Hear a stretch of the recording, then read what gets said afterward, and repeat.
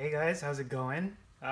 We are at week 5 of my grow and things are looking really good right now. I'm actually going to take my first harvest today. I need to take some of the chard and some of the basil as well as the shiso, which is all growing quite nicely. And what I'm also going to do is refeed the plants. So I haven't fed the plants in a couple weeks, and so I think some of their nutrients have probably been used up, so I'll go ahead and check that. First thing that I'm going to do is I'll just check to see how much dissolved solids that there are in the big bin right here, which has chard and kale. So we'll see how much is left in there before we refeed it.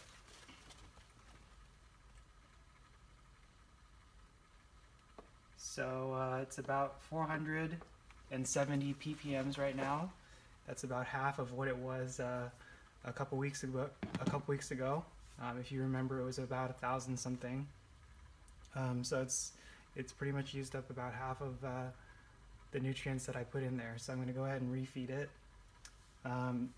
You can see that the Thai basil is doing really well. Some of it actually started to flower, so I need to cut it and help it get a little bit bushier. And then some of this chard needs to be harvested as well. It's doing really nice here, and you can see that there's little baby leaves coming out of the center. And in the back, you can't really see it right now, but there's Micro-Dwarf tomatoes. I had 3 different types that I planted, and they actually started to flower, so I should have tomatoes possibly next week, definitely the week after. I pollinated those with my finger, and the kale, I don't know if you could see it, but the kale's doing pretty well also. It doesn't look like it's quite ready to be harvested, but maybe next week the leaves should be double in size. It seems like the Lacinato Kale is doing a lot better than the curly kale, so we'll see if that changes next week. And then here I have shiso, which is a Japanese herb. It's also called perilla. And that one's doing quite nicely too. So can't wait to eat all this up.